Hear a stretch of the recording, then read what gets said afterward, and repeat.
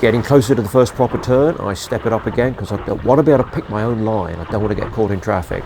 Although I didn't know it until watching later, I get a lucky break. Craig clips the back of my board, gets a wobble on and loses it. First turn. Greetings paddlers, Bill Dawes here, Sup Coach Online. And today I've got something a little bit different for you. We recently had our New Zealand National Stand-Up Paddleboard Championships, and I was fortunate enough in one race to get some really good footage, both from the shore and also from the board. And I just thought combining that with the biometric data from my watch gives a really interesting opportunity to talk about what's actually going on during a race. So here it goes. Let's start with a look at the course. Ignore the fact that Google Maps is showing half of it as being on the sand. Annoyingly, the tide's out in that pic. I can assure you that the whole paddle course was on the water.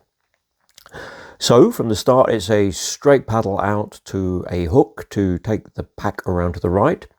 And then we have the first big left-hand turn. Back in around another right-hand hook to another left-hander. Into the beach for a full 180 lefty. And then out to the right turn and back to the beach to finish. The whole course just under 1 kilometre long. Technical racing at its best. Lots of overtaking opportunities, lots of corners, lots of accelerating. No chance to get into a steady rhythm. High adrenaline, maximum fun. We had 9 paddlers on the start. This is the third in a series of races we've done today, following on from the sprint championships yesterday. So everyone's already pretty cooked, but we've got one more good race in us.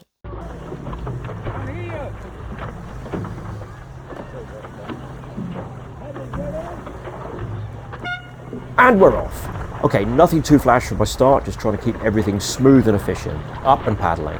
And as soon as possible, I'm going hard out.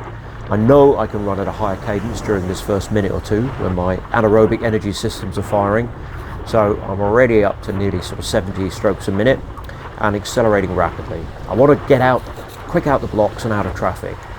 I know I can't sustain this in being in my 60s, but if I can do it for the first minute, hopefully I can get myself some clear water. The conditions are deceptively tricky. The water may look glassy, but it's got a really irregular random chop on it from 1,000 boat wakes. You can see in the top frame, my board is moving randomly, taking a lot of energy to deal with. I'm very aware of Craig on the green deep board right beside me.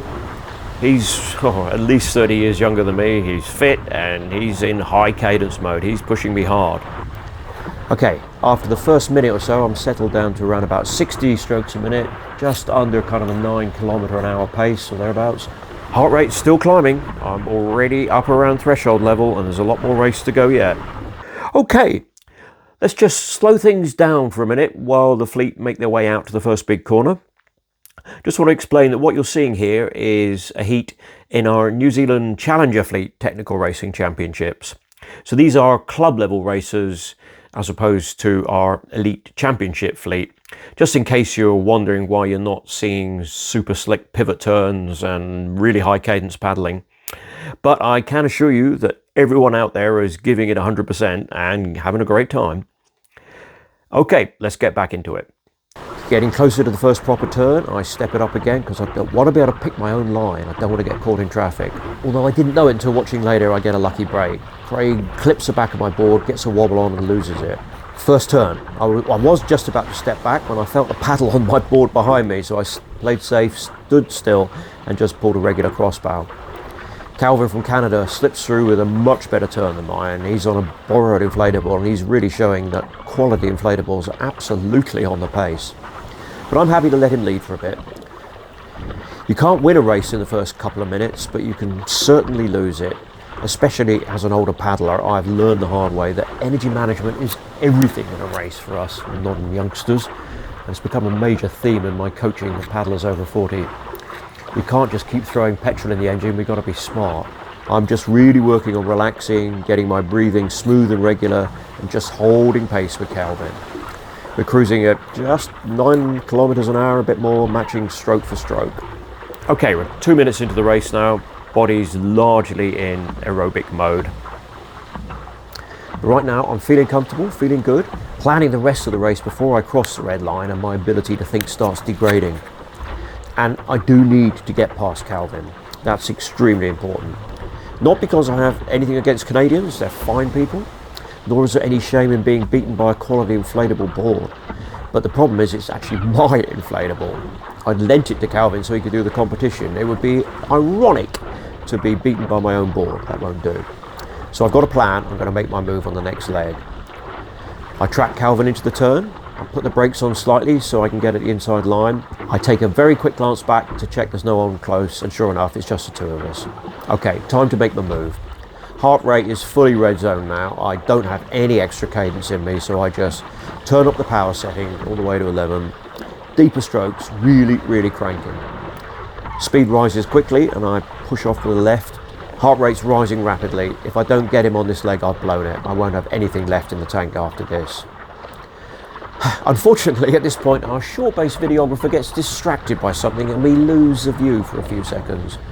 But I'm cranking on. Heart rate's high 160s and that's as far as it goes, I know. I'm fully redlining.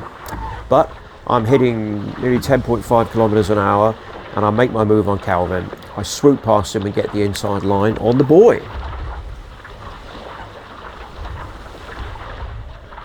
I pull off the safest turn in the entire history of paddleboard racing.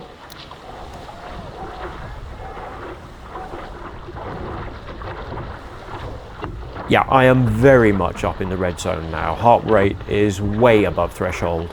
I'm fully in sugar burning mode. My ability to think rationally and make good judgment calls is long gone. All I can do now is finish.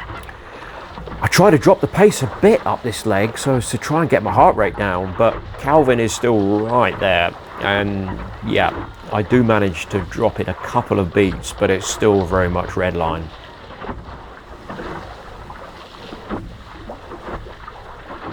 Another super safe turn and it's the home straight.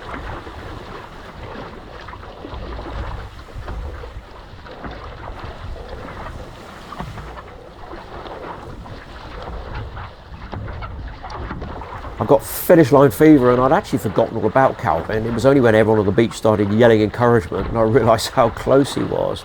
Okay, and now for the comedy ending I promised you. Every race we'd done up to now had finished on the water. But as I'm paddling in, I look up and realise that the finish line for this one is on the beach. So I'm going to have to run up over the finish line. So I can do that, I can cope with that. I paddle in, Calvin right behind me, up to the water's edge and sprint, jump off my board and sprint, forgetting about my leash. Fortunately, it snapped. And then here comes Calvin right behind me, an incredible result in his first event. Oh my goodness, how lucky was that? Leashes are not supposed to snap, but I got away lightly there. But that was only just the start of the comedy. A few more paddlers came in, and then we had a neck and neck finish coming in between Sean with the hat and Alex. Alex goes for the big jump, crashes, Sean rides in, keeps going, he's still wearing his leash. He gets a bit up the beach, Alex runs ashore, he's still wearing his leash. He manages to drag his board up the beach and throws himself over the line. Highly entertaining, great sporting moments. Okay, well, I hope you enjoyed that and found it interesting. Please feel free to leave your comments and thoughts and subscribe to my channel for more SUP tips and vids. And hey, if you fancy coming down next year and taking part in our National Paddleboard Championships, like Calvin from Canada did here, we'd love to see you.